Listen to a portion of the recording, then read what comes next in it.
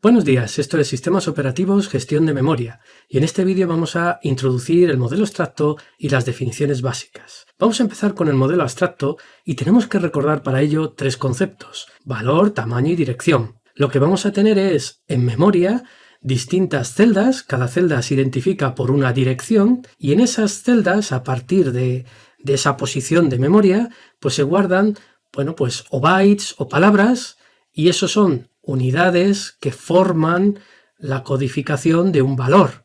Es decir, que vamos a tener pues un valor de un carácter que va a ocupar, por ejemplo, en este caso, un byte, una celda, y vamos a tener un valor entero que va a necesitarse 4 bytes para almacenarse en memoria. Se almacena en posiciones consecutivas en memoria a partir de una dirección. Las direcciones siguientes son, partes de ese valor, y ese valor pues va a tener un tamaño en su codificación que va a indicar cuántas celdas de memoria se necesitan para guardar ese valor. Tenemos los tres conceptos: dirección, que es la posición donde está guardada; valor, que es el elemento guardado; y el tamaño, que es el número de bytes o de celdas, se podría poner en función de bytes o en función de la unidad de almacenamiento que se esté utilizando de ese valor.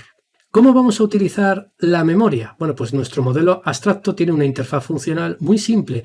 Tenemos dos funciones, read y write.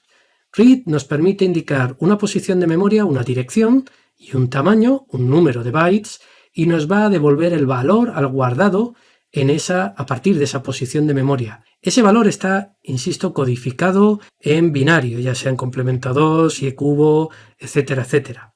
Y de igual forma tenemos la operación de escritura, write.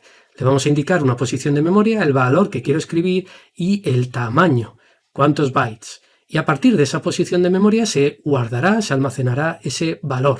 Es importante recordar que antes de acceder a una dirección, a una zona de memoria, tenemos que haber reservado previamente esa zona de memoria para tener permiso para utilizarla.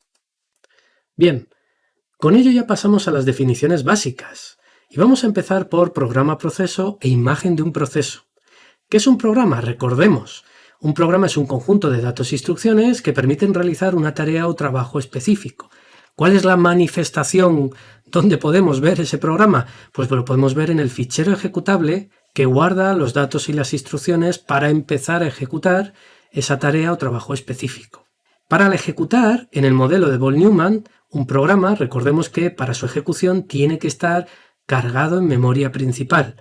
Por tanto, de memoria secundaria de disco tenemos que llevarlo a memoria principal, a memoria RAM.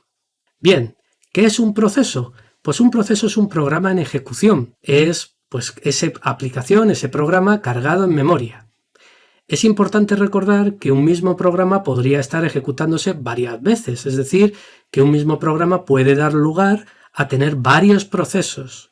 Cada proceso, pues podemos abrir, por ejemplo, un navegador web, un Firefox, y poder tener varios navegadores, uno en modo incógnito, otro en modo normal, y cada uno sería un proceso. ¿Qué sería la imagen en memoria? Pues sería el conjunto de direcciones que tiene asignada junto con su contenido. Esa podemos verlo como un diccionario clave-valor, siendo la clave la dirección y el valor el contenido en esa posición de memoria. Pues si tuviéramos esa información, tendríamos todo en la imagen de ese proceso que nos permitiría, pues si tuviéramos que guardar esa imagen para volver a recuperarla, pues nos permitiría esa operación.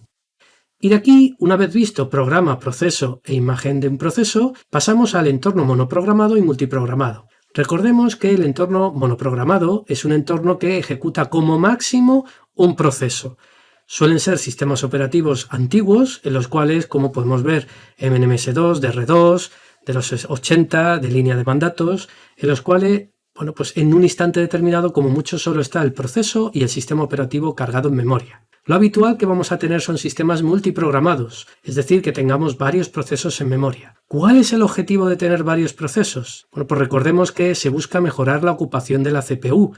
Es decir, cuando un proceso pide al sistema operativo leer un bloque de disco o un paquete de internet y ese proceso no puede continuar su ejecución hasta que no llegue ese recurso que ha pedido, durante ese tiempo que está bloqueado podemos pasar a ejecutar otro proceso que está cargado en memoria y así la CPU siempre podríamos estar utilizándola. Para ello es para lo que se necesita tener un gestor de memoria que pueda permitir tener varios procesos. Tenemos en este ejemplo un ejemplo de aproximación rápida e incorrecta en el cual tendríamos 5 procesos independientes donde cada proceso tiene un 20% de uso de CPU y un 80% que queda bloqueado. Si lo ponemos en tanto por 1 en vez de tanto por ciento, tendríamos que el proceso tiene una probabilidad de 0,8 de estar bloqueado y de 0,2 de estar ejecutando en CPU.